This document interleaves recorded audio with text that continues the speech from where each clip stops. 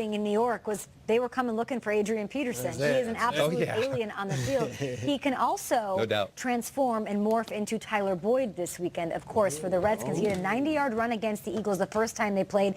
If the Redskins beat the Eagles, what happens? Vikings can get some help even if they lose. His old squad, the Vikings, would get into the dance. Nice. Thanks so much, Will Settle. We'll check in with you a little bit later. So much on the line in Week 17, a lot of ins and outs. Let's break down some of these pivotal matchups here in a game of Mad Minute. 60 seconds on the clock. And, gentlemen, let's talk Steelers. Okay? They might not be in control of their own destiny, but their chances are a lot greater with a Week 17 home win over the Bengals. What are we looking for, Schrager? This would be doomsday scenario. The Ravens lose to the Browns, and the Steelers can't get the job done against the Bengals team. Imagine that. That has been horrendous the last 2 months of the season. You know, it's one thing to lose to Andy Dalton and Tyler Boyd. It's another thing to lose to Jeff Driscoll to Eric Erickson. Nothing against those players. This is not the Bengals of the Bengals' recent history. The Steelers have to win this game. I think if they lose this game and in doomsday scenario, the Browns were to also beat the Ravens, I think everyone in Pittsburgh would be up in arms and really be upset with the coaching staff. The great Steelers tormentors, Tom Brady, Ray Lewis, and Jeff Driscoll. That's the list. I'm looking at James Conner. They have future Hall of Famers on the Steelers team. Do you remember when the Steelers won 6 in a row in the middle of this? They beat Baltimore. They beat Baker. They pretty much ended the Carolina Panthers season, and that was when James Conner every single week would rip off 100 yards. He's the difference maker. They've lost 4 of the last 5 now. Yeah, I'm looking at Juju Smith-Schuster after last week and him having that ball and having a chance for his team to win the game. Trying to make a play, doing too much, ball pops out. I'm looking for him to play mad. I haven't seen him play mad. I know what that's like, personally speaking, after you feel like you lost the game, bouncing back. And it's the end of the season. Control what you can control. Go out there and win the game. They can make the playoffs for the 5th straight season. Big Ben has won 9 of his last 10 against those Bengals. I'm also looking at Le'Veon Bell's Twitter in that game. I think it's going to be active, especially if they lose it. L-O-L-O-L. Watch. I called him Eric Erickson. It's Alex Erickson. I apologize to him. Good player. All right. Next up, the Eagles are still fighting for a chance to defend their title in the postseason, but need a win over the Redskins, guys, as well as a Vikings loss. Nate, what are you looking at in this one? I think we're all looking at the same guy, and that's Nicholas Foles. Nick Flair? Mr. Magical. He's right over Kay's shoulder. Yeah, I know we have our shrine set up right there. You're telling me there's no pressure on this guy? We have a shrine of him in the studio? Come on.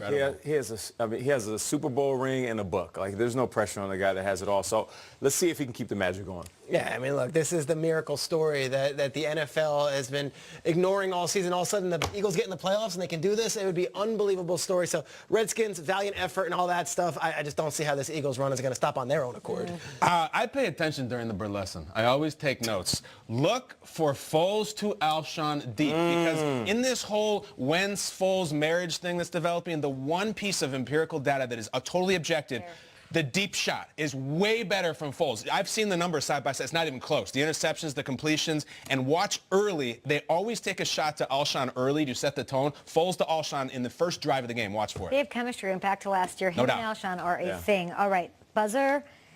Bam! Let's do it.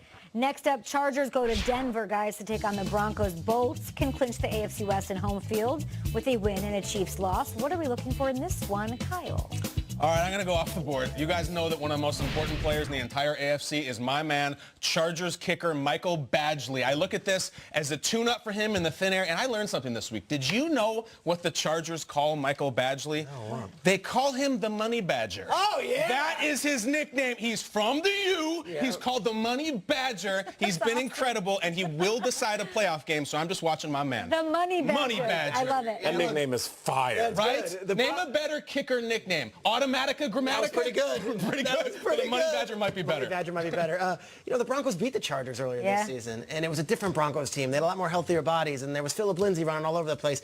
But to me, the Chargers loss last week against the Ravens might have been a good thing. Flush it out.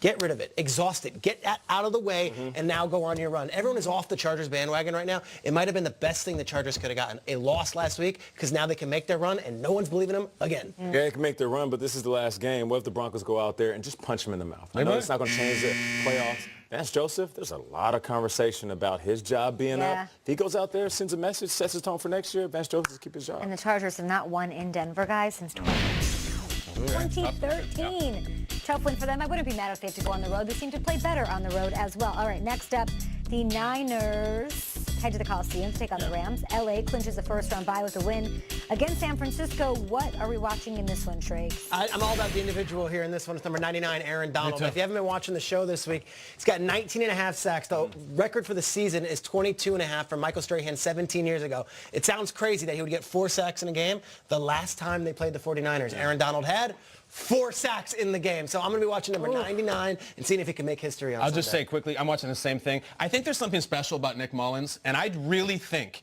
that if Aaron Donald gets the 3 sacks and the game is out of hand, he could pull a Brett Favre. Where did Nick Mullins go to college? Southern Miss. Where did Brett Favre go to college? Southern Miss. I can see Mullins doing it, and he should. Out of homage to Favre. 100%. And it helped Donald. I would love it. I'm not looking at a player. I'm watching Sean McVay. Last year, they rested guys. Didn't work out in the playoffs. This year, they went to the preseason resting guys. How's Sean McVay going to handle this last week and then going into the playoffs? This is going to say a lot about Sean McVay going into the second year as head coach. Rams lose. Bears can steal